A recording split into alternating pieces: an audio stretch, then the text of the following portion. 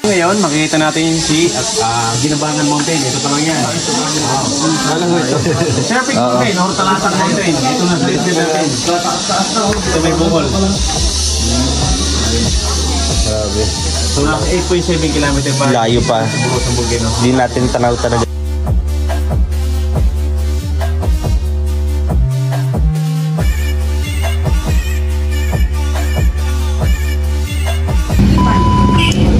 Dito na. Meron dito. Napakaganda. So ano pa hinihintay natin mga kalingap? Please subscribe, like, share, and comment sa ating channel. At sana mag-enjoy po kayo. At syempre ayan si Gadoto. Napagwapo, napakatikas. Ayun. Ayan si Justin Aguirre Vlogs. At suot ang kanyang Lacoste. Lacoste ba? Oo nga. Lacoste ata yan. Ganda nito. Ganda ng panahon. Yan. May nagpa-picture na naman po dito. Yan ah, picture. Ito naman yung todo mo supportive photographer. Yan. Pitik. Yeah. Ganyan po. Diba? Ito pa.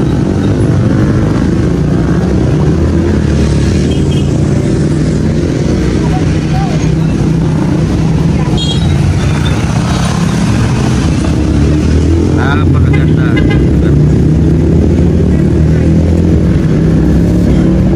So samahan niyo po kami mga kalingap. Mamaya ulit makarating lang tayo doon sa pupunta natin yung Bulusan Lake. So 1.7 kilometer pa pala. Yes. Malayo. Ayan, sa pagpunta natin may iba-ibang bansa tayo mapupuntahan. Una dyan Winnipeg, Tokyo, New York, Berlin. Yan, Berlin sa ano yan eh? Sa Winnipeg, New York, Handog. Yan, dito na tayo, mga under na. Dito na tayo. Handog. Yan. Oh, Rico. Untog na naman, pangalawang busy ko. Ada bisa kain dyan.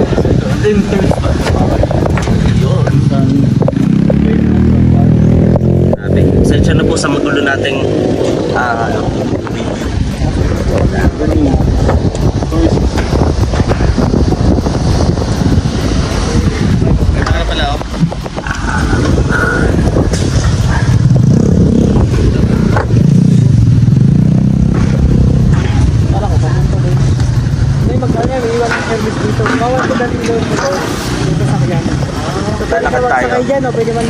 mas maganda maglakad kasi may enjoy mo. Pag nakasakay ka, hindi mo enjoy mo yun. Yes. Malapit lang. Ganito pala yung dito. Ayun o. Sasakay ko. Wow! Ang galing. Ay wow! Ang galing. Sasakyan mo natin yan? Pwede naman tayo sumakay dyan. Siya? 100. Meron pa 100. Oo tayo. Sakay tayo dyan, no? Para marami. Oo, sakay tayo.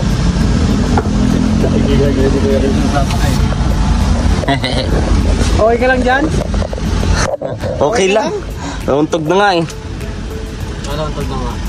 Untog na pero di pa ako natatauhan. Matauhan ka na. Yo.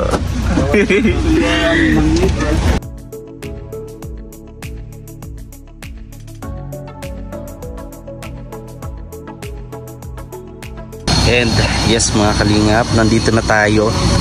Konting biyahe lang po and syempre may guide naman. Ayan si Kuya and marami ding naikwento sa atin, no, patungkol sa paano pangalagaan yung Bulusan Lake and iba-iba pa, no. So ito, dito tayo. Dito sa part pong ito makikita, no, ay makakapag-picture ng mas maayos, malinaw. Dito lang.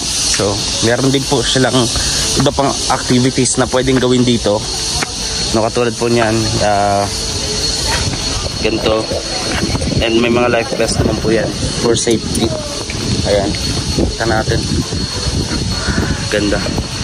Napaka overlooking. Maganda. Ayan. Ganda oh.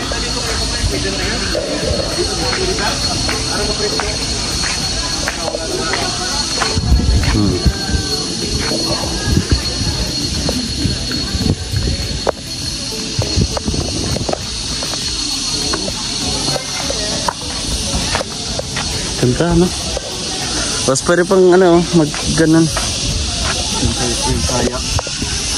Try mag-boat. Try mo dong. Libutin mo yung ano. Yata yan. Ha? Dapat bayad yan. Ah, may bayad yan. Bayad yan. Walang libre dito.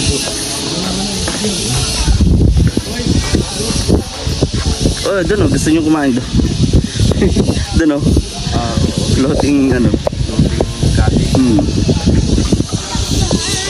Ganda. O diba? Oh, may video ko yung sarili ko para pag umay nakasama ako. Dito ako. Oh, nakapunta na ako din sa lugar na to. Grabe. Akala ko po sa akala ko po sa panaginip ko na ito makikita. Ngayon, nandito na po ako. Dahil po sa darak. Yes. O yan, si Mama Mer din. Kanina si Jesus nakita namin din eh. Ayan. Yung statue naman. Statue. Grabe oh. Grabe.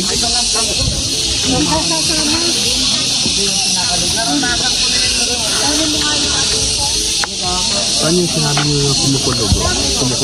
So ayun, at syempre bago natin enjoyin yung mga magandang view dito at tanghali na, kakain na po muna kami. Ayan, dalanganin ko yung Alfie po yung pagkain, no?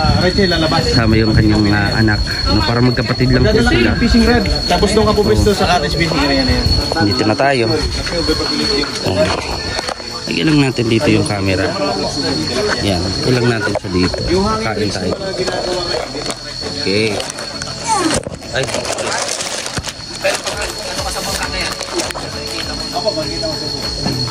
Yun. Okay ang view.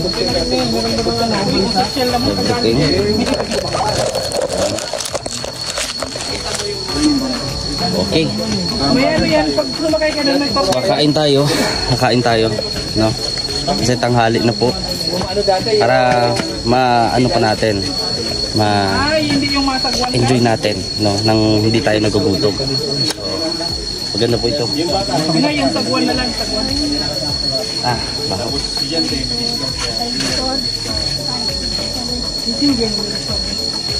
Bahay mo na po kami. Sige, pwede naman. Isa lang naman yung babayaran ko. Okay, gulong na yung plato mo. Layo ng hulugan ba?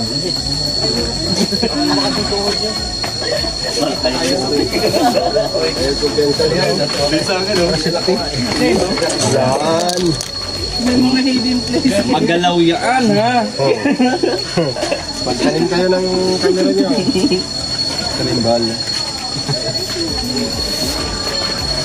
Ayan, kakain kami. Kasi, kuya, puro dahon ba yan? Ang binibidyo mo dyan, dahon yan. Yung langgam yan. Ayan o. Yan. Malinaw. So, ayan. Rainy talaga. Dito kuya o. Sandal mo dito. Sandal mo dito kuya o. Tanggalin mo dito kuya. Yan. Dahon nga ang binibidyan ni kuya. Ano? Yan. O, diba? Dito. Sige po. Yan. May baon ka naman. O, Yun. diba? Kakain na kami. Grabe.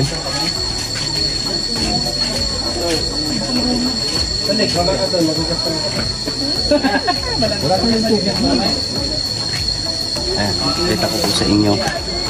Ayan, kita ko. Ayan. Ayan. Kalit na. Ayan. Araw-araw ginagawa niya sa pagtayo ng bigat. Diba? Yan yung dam ng bulkan. Yung pumapasok na tubig dyan, galing sa taas, galing ko. Oo. Bali na filter rin ng mga ugat na natin. Kung titingin nyo, green siya dahil po sa restriction po ng wala. Pero in the middle, yung ako. Maling time po tayo. Sinalat na Ayan. yung mga ano yun. Yung mga cellphone ko nakatago dyan. Bro, kahit tanong ako, bagay ba itong suit ko natin? Bagay po. Lakas maka ano? Atienza, no? Atienza. Atienza.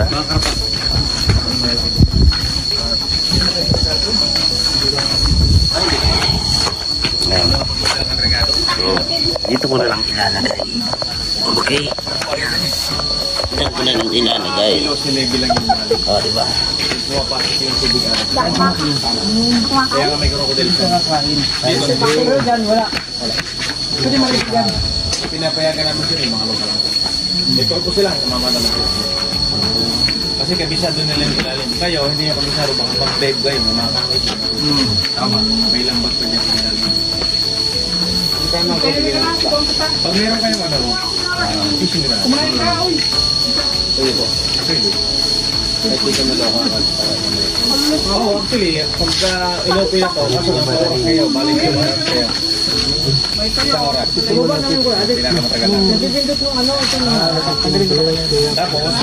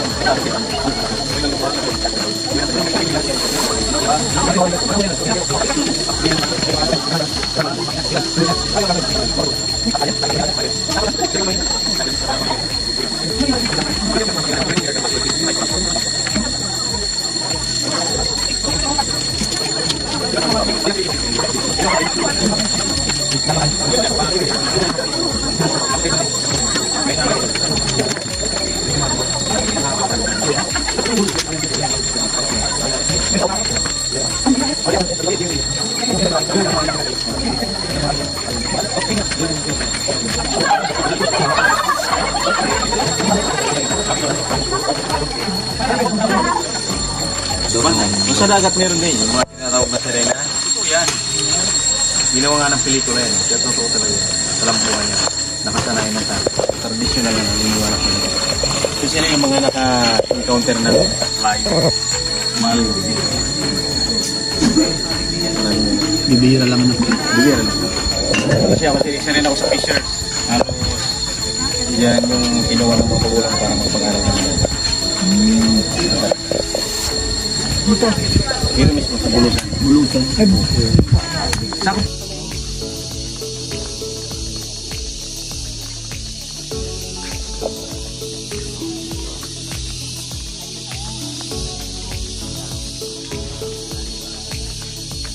Ito yung 3D map. Papakita sa atin kung ilang layo ba sakali. Yung sa mga nag-hiking, ganun.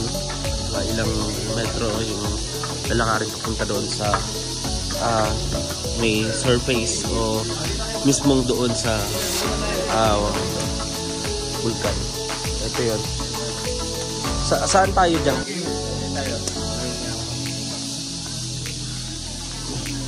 Kasalukuyan po, nasan po tayo dyan? Galing po tayo kanina ng paring area. May layo na ng 1.7 kilometer. So nandito pa lang tayo sa first lake na tinatawag ng Bulusan. Ito po. Apo, first lake na tayo. Kailangan niya, bali nasa 16.45 hectares. Ano ba siya?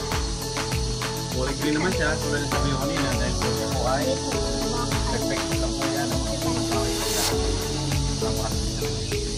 Chicken Lake, tinatawag namin Akihene. Ito po ay may layo na nasa 6.4 hanggang 6.3 km. Kasi dalawa po yung aming jump off. Tinatawag naman ng Happy Trail tapos Tugong. Galing po sa Kamsay, papuntang Blackbird Lake, nasa 2.4 km naman po yan. Yung pinakamalapit sa Bulkan. Opo, yung Kamsay dito sir, ang Lake. So itong mga raid na to, sila yung station o kubo na pahinga namin the time na nagmamountaineering kami. Yung lawak po niya tulad sa aming kanina na 3,672 hectares and then bounded by 5 municipalities. Nandito si Barcelona, si Kasiguran, si Huban, at si Rosin, and si Bulusan. Bulusan means flow, flowing. Bulos. Maagos. Kaya naging Bulusan town itong lugar na. So sabi ko kanina marami pa dito mga wild boar, monkey, and si Bulusan Bulgina po ay isang antik na Bulgina. Ano yan? Aros alam yan. Pero siya po ay isang susurik. Sinabing kaya susurik, yung binubugay niya is ask lang for ako. Hindi katulad din mayon, magmatic mayon, kaya laban. So, unang nag-irap sa Bulgina ay sa pag-aaral. 1852. Tagal na. So, yung elevation niya ay nasa 1,565 meters. So, sa harap natin ngayon, makikita natin si Kinabalan Mountain. Ito lang yan. Surfing Mountain, or Talatang Mountain. Ito na sa legit natin. Ito may bukol. So, nasa 8.7 kilometers. Layo pa. Hindi natin tanaw talaga dito. Yung mayon po. Ay, yung vulkan. So yung dilig na yan, may mga siguro para pwedeng puntahan yan. Actually, sir, Ito lang, itong mga campsite. Ano, ito. may lake din dito. Opo. Yung crater niya bali 4. Yung isa nasa loob pero may distance sa taas. Kaya nagkakaroon ng tubig. Ang galing. Yes. Ganito eh. Pero nagdadry siya pag summer. Kasi nga, galing ko na. Sampino, kaya hot spring sila kasi nga sila yung pinakamalapit sa Bulgina. Nasa paanan sila. Sumisitid. Kaya hot spring sila. Pero doon sa amin, Tubuhan, San Vicente Cormulo, pero lugar din ang Bulusan. Hindi pa nag-discover na mas mainit na dito pa natin. Sabi nila, sila yung pinakamalapit sa Bulgina. Kaya yung kain nila. Doon sa amin mas mainit.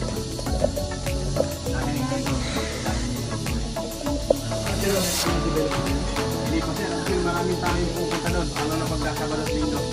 Maraming traffic doon. Dito, kakaliwa lang kayo. Ito na lang pumunta na. Hindi. Matulo pa, barangay. Buwang Malaysia. Urong-urong San Vicente. Lumalabas sa gilid ng dagat. Oo, dagat mismo. Pag low tide, mas maganda. Pagka-review ko lang, pag-ride nyo. Natatanong pala natin yun. Oh, malayo. Di natin kita dito yung vulkan. Kaya yung 1 night in 2 days mo, nakabalikan na rin dito. Kung hindi ka napilayan, hindi ka na... Lalakarin mo lang po yan. Opo, bayo ka lang yan. Kasi minsan nakapilayan, hanggang sa campsite lang minsan. Hindi kaya, ano po ito, lake din ito. Hindi kaya. Yung Kalabaw sir, halos magtaas sa kasi, 500 meters to. Akyatin talaga. Yung pupunta sa amin, halos assault na talaga yan lahat. Hira lang yung ulit niya plane. Mga bato-bato. Kung makapansin yung tatlong bulkan ito lang, kasi wala lang yung kasi wala mo dati. Dito sa Jowa din ang talaga. Pero may nabubuhay dyan na halaman na walang sustansya ng lupa. May nabubuhay dyan katulad ng bulaklak ng picture plant. Ayaw kumakain ng mga picture. Marami dyan. Pag may gusto ko ng mga manhid na bulaklak na lalabas ng bulaklak. Red, green. Sila naman yung nabubuhay doon sa walang sustansya. Kasi tulis daw, bago makakit daw eh. Iyak ka na nga. Lan? Doon pa nga lang sa pulse. Opo, yan mo yung dinadaanan ng ulan. Especially po pag maulan, rainy season, halos pumaragas ng tempo mo. Puntang pulo ng river. Ngayon po, yung pumapasok ng malakas dito, umaga po sa mga rock formation.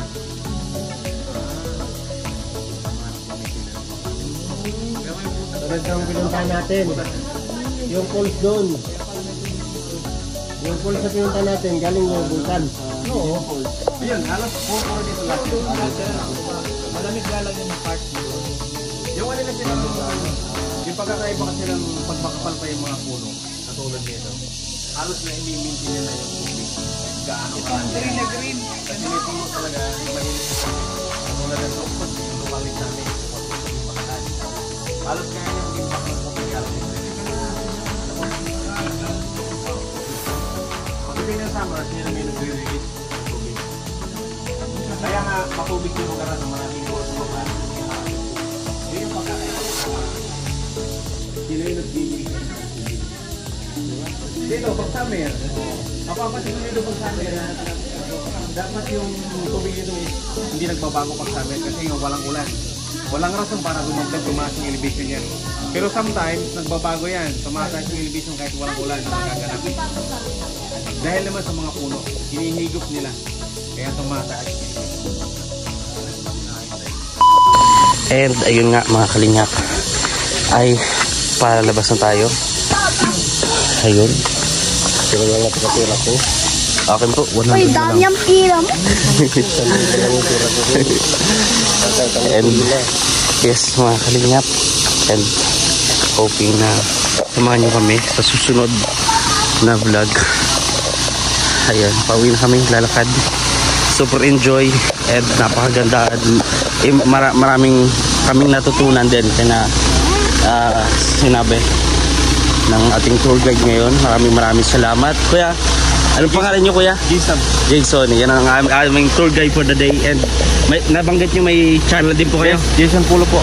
Jason Pulo. Yes. P-O-L-O. Yes, P-U-L-O. P-U-L-O. Support po natin. Maraming tour guide. Okay. Maraming salamat, sir. Para si Kuya, paano? Dito tayo.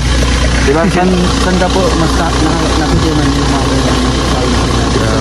Maraming salamat, no? Kaya mauwi na tayo and see you sa next vlog mga kalingap. Maraming salamat. Don't forget to like, share and comment and subscribe.